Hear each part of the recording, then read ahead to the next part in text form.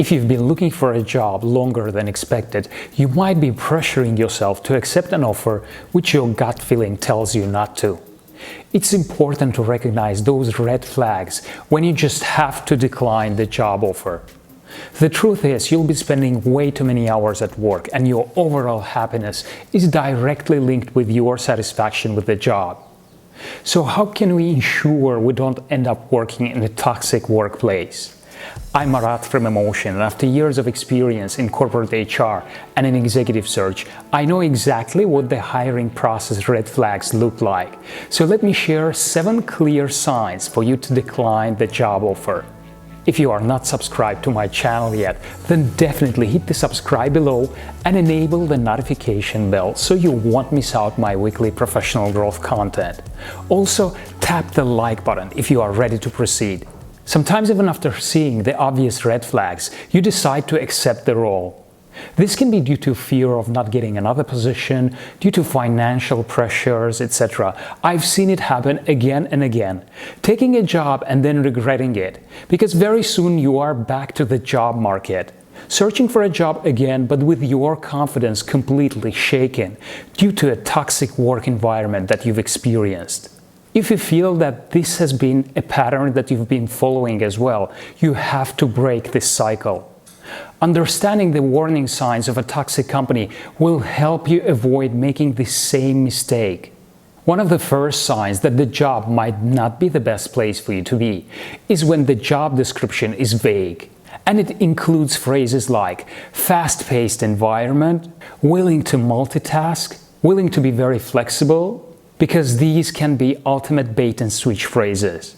Learn to read between the lines when you evaluate the job description, because fast-paced might be a code for a disorganized and poorly planned environment. And if on top of that they also require an attention to detail, you can see how that could turn into a highly stressful workplace, because you'll have to multitask, you'll have to move very fast, be very flexible, but at the same time check and recheck every detail.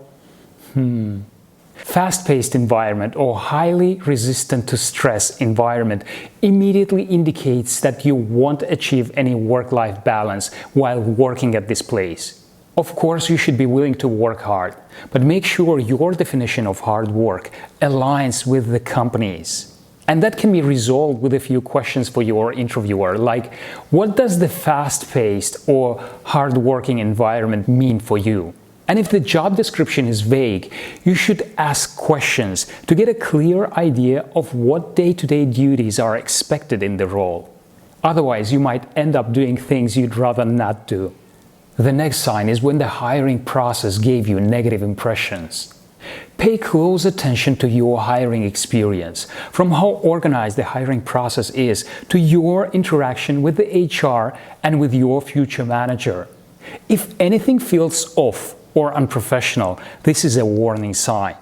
Whether you are interviewing online or in person, notice how the employees interact with you and with each other. If you are visiting their offices, are you greeted nicely by the reception? Do you see any people around? Take note of the atmosphere within the company. What does the environment feel like? Do they seem happy and energized? If all you see are tired faces and everyone looking miserable, this is an obvious red flag.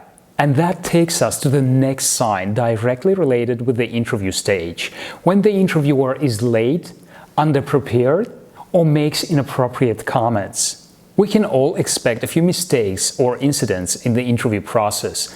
It's not always easy coordinating people with busy schedules. But be worried if they act as if they don't value your time. If the interviewer is late but doesn't apologize, if the interviewer isn't focused on you, if they make rude comments or complain about the previous employees, this may just be part of their toxic work culture. Some of my favorite red flag comments are, "A lot of people are very eager to work here, so consider yourself lucky. The last person didn't appreciate anything we've done for them. We want someone who puts work above everything else. We are a work hard, play hard type of company."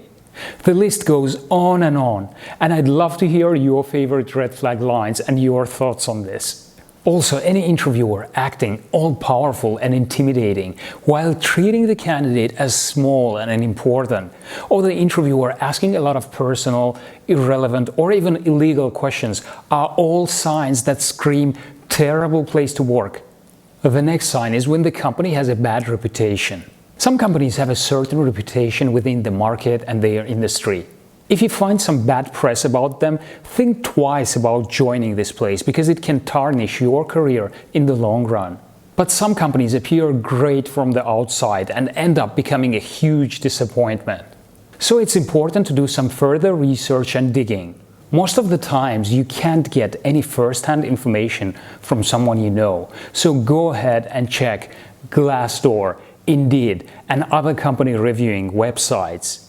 Every workplace has or had unhappy employees, so you are bound to find some negative reviews. But if you find a long-term pattern of detailed negative reviews on Glassdoor or on another website followed by a spike of shallow positive reviews, that is a clear red flag, because these positive reviews might be either fake or written by the company's management. So aside from being a poor quality employer, they might also be cheaters. If you frequently come across two words like beware or toxic while describing the company's culture or management, don't doubt it. Decline the job offer, run, do whatever but going ahead with the hiring process. And when the company is known for its bad reputation, toxic culture, not treating the employees right, you will obviously find the next major sign there: high turnover within the company. Whether it's a voluntary or involuntary turnover, it's still very concerning. Voluntary turnover is when the employees decide to leave the company, and as you know, happy employees hardly leave their jobs. Involuntary turnover is when people get terminated by the company, and good companies don't burn their employees often. Either way, high turnover is one of the clear signs of a highly stressful and negative work environment.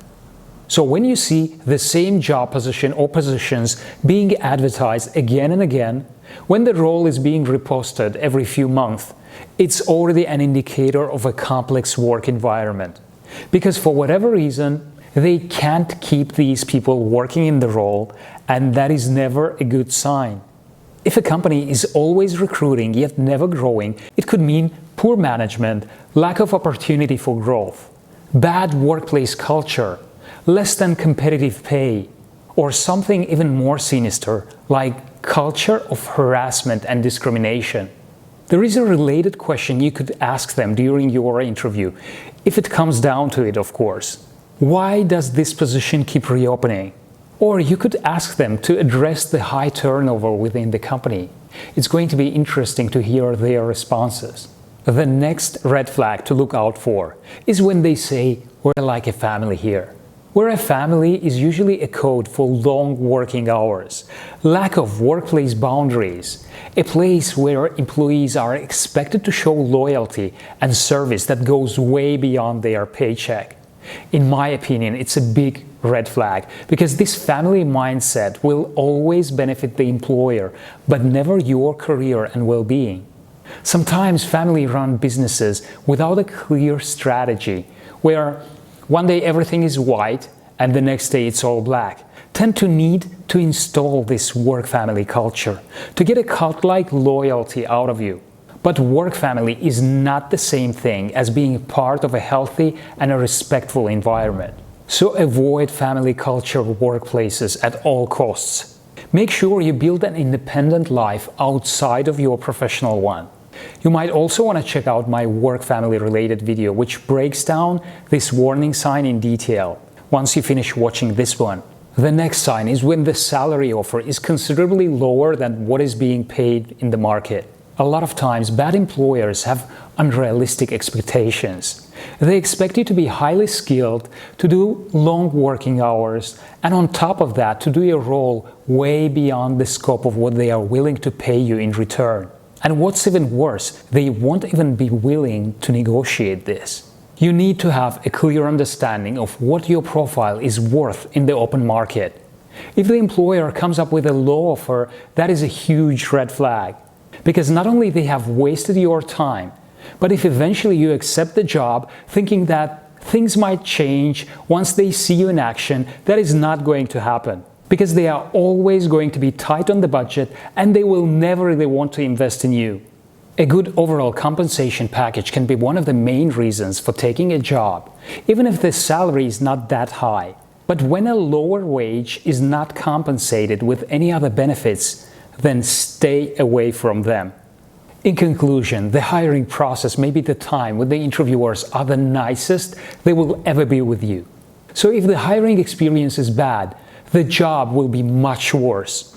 Don't try to convince yourself that it's for you if your gut feeling tells you otherwise. A toxic workplace will set you back in your career and even in your life in general. Thanks for watching. If you found this video useful, please give it a thumb up and share it with whoever you think it would be beneficial to. Don't forget to hit the subscribe and see you in my next video coming up.